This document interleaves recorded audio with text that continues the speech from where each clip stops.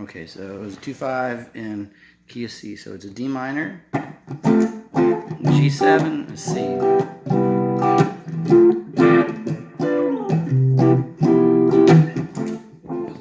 Okay, so there's a D minor 7th shape at the 5th fret.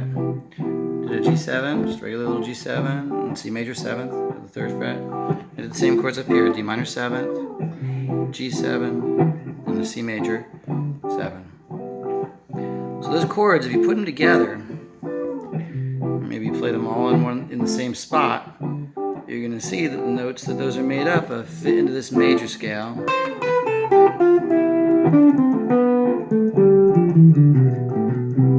And that pattern there, if you look at the bottom, is 2 rings. There's the oddball, then there's 2 middles. Remember, there's a shift on the 2nd string, and then back to rings. Remember, whenever you do this, you can add 2 frets above. On each one of these strings, the top note here is the 8th fret, so you can add the 10th fret. On the 2nd string, again, the top note is the 8th fret, so you can add the 10th fret. Here, the top note is the 7th fret, so you can add the 9th fret. Here, the top note is the 7th fret, so you can add the 9th fret again. Here, the top fret is the 8th fret, so you can add 10.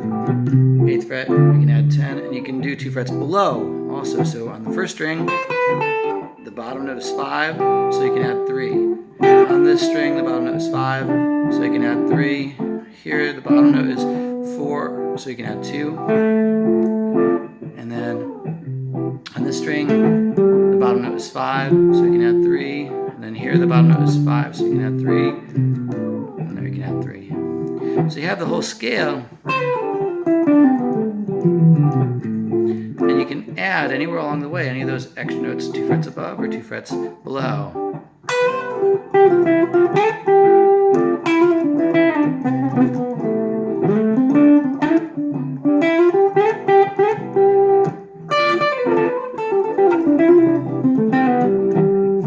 And the main thing to practice is motive patterns, sequences, pedal tones, and chromatic additions. We have 6 of those things: bends, rolls, motives, sequences, pedal tones, and chromatic additions. So a couple of the motives to work on when you're doing the 3 note per string things. First is just a basic scale pattern. The idea when you do this scale pattern is to go down 3 notes on each string and do them in pairs of 2. So you have, when you do the oddball, I just fill in the oddball. So I have, and then the next set of strings.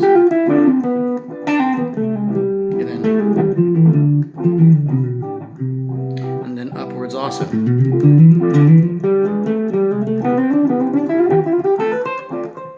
And the picking should be to make this go quickly and to still have some, clarity, so you don't just pull off.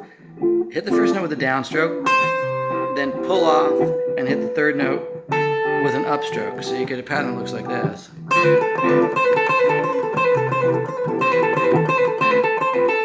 You can do it on every string.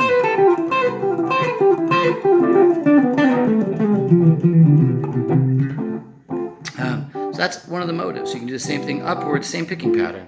Hit a downstroke, hammer on, and then hit an upstroke. So you get, I'm doing it in sets of 2.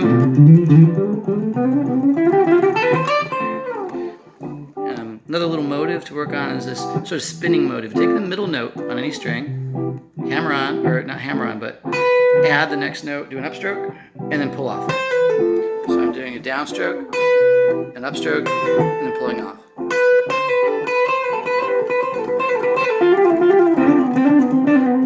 Here on the oddball, you have to add either 2 frets above, the oddball notes are 2 frets below. So you can do this, or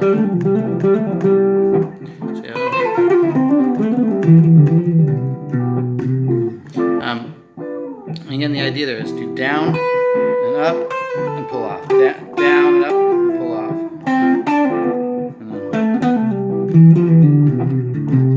and just work that around the scale. And there are a million of these, but those are two good ones to get started. Just the straight scale pattern, doing 2 strings at a time.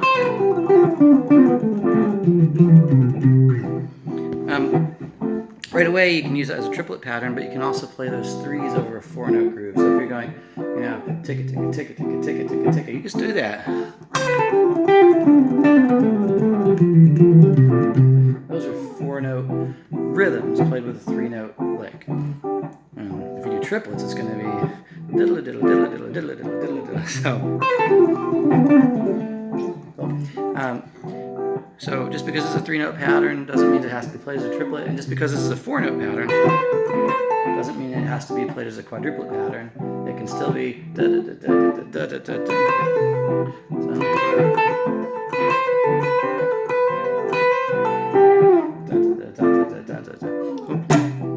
Okay, so those are some motives, 2 really quick motives to play in the scale. And just be aware that because you have those additional 2 frets above and 2 frets below, you can play those patterns in 3 different places on each string. So if you're playing the scale here, the 8th fret and the 5th fret, you can do the same fingering or the same motive in the fingering just above it. And there's always going to be a 3-note pattern when you add that additional note above, because you've got 3 notes here. Take the top 2 of those 3 notes and create a new 3-note grouping with the note that's 2 frets above. Do this, and add this one, then do this, and do this. Take these and add this one, and then take this and add this one. So you're going to get this.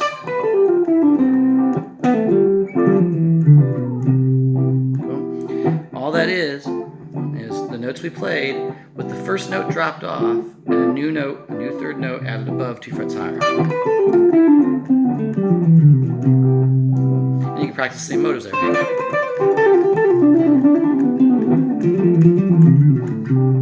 Or same motives. Or upwards.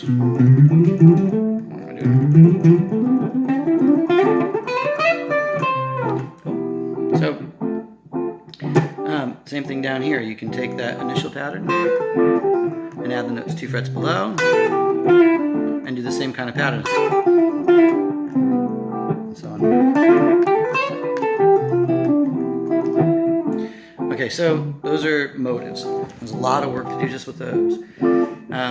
Sequences are patterns where you count down sequentially. If you start on each note in the scale and go down a given number of notes. So if we have these notes in the scale, number them 1, 2, 3, 4, 5, 6, 7, 8, 9, 10, and so on. A 4-note descending sequence is going to be one that starts on the first note and goes down 4 notes.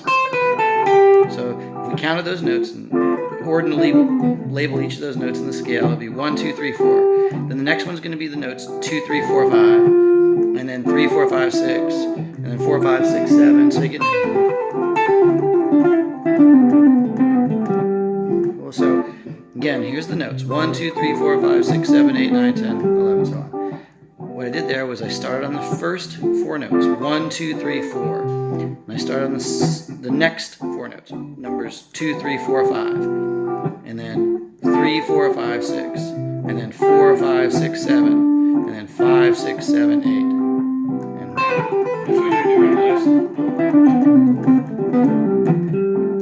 And you can do the same thing upwards. So if I number the notes upwards like this, 1, 2, 3, 4, 5, 6, 7, 8, 9, 10, 11, 12, and so on.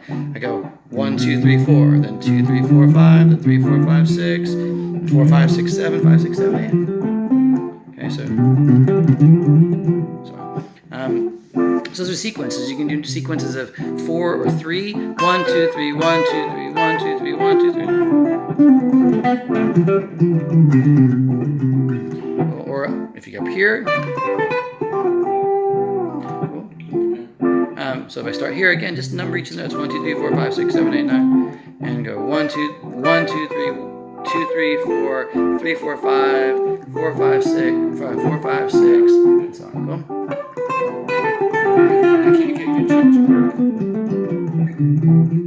So those are sequences. You can do sequences that are 5s: 1, 2, 3, 4, 5, 1, 2, 3, 4, 5, 1, 2, 3, 4, 5, 5, 1, 2, 3, 4, 5, and so on. You don't have to do a sequence that's 3 or 4. It can be any number of notes. You can use 6.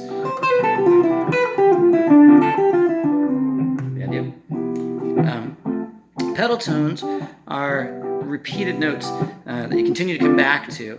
So if you, again, number each of the notes, you do 1 and then 2, and come back to 1 and do 3, and come back to 1 and do 4, and come back to 1 and do 5, and come back to, and so on. So,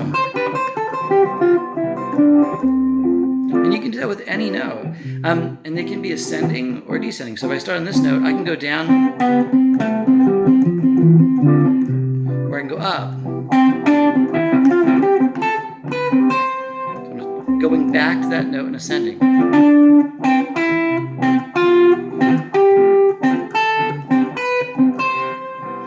And you can take any note.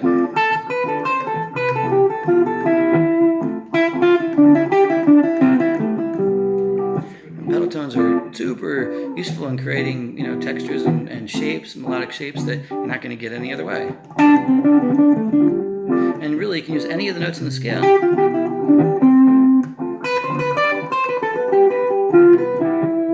So just going back to that note.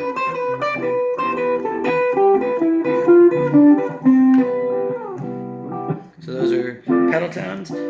You can always insert chromatics, and generally if you're inserting chromatics, you just want to keep moving in the direction that you're going. So if we're taking the scale, and I want a funky note there, I can go, just kind of fill it in. But don't land on it, don't go, then you get something that's funny. Just pass through it. If I want to add this one, for example, if I add on it, it sounds weird, but if it doesn't sound bad. If I keep going in the direction of the scale, you can add any note. You can add any wrong note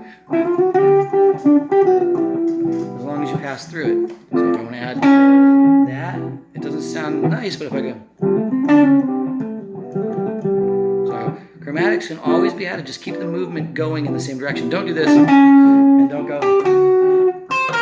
Don't do that. It just sounds wrong. But add that note as a passing tone that's going to another note in the scale in the same direction.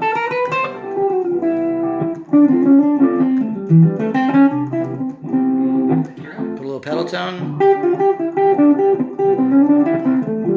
And of course you have bends. That's another one of these techniques.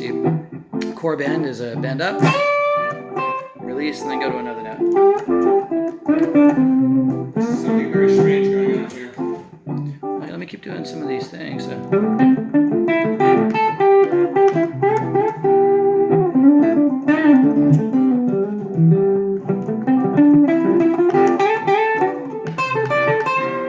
I'm just taking that pedal tone.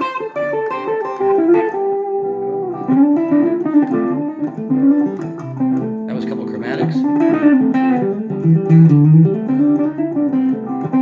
Putting those passing tones, and they just sound colorful. They don't sound off.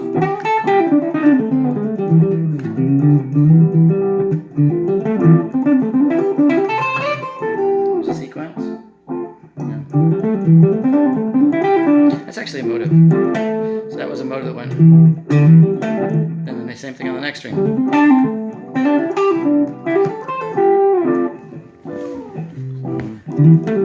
That was a little hammer on, going to the next string, hammer on pull off, then doing the same thing on the next set of strings. Same thing on the next strings. You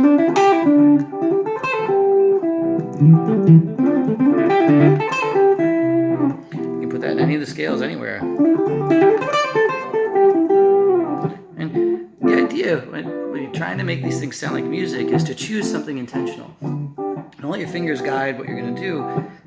Choose to do a chromatic thing, and a bend, and then a sequence. Choose something. It's really helpful to keep it to like two things. And maybe just do a pedal tone, a little chromatic thing, and another pedal tone. So you have.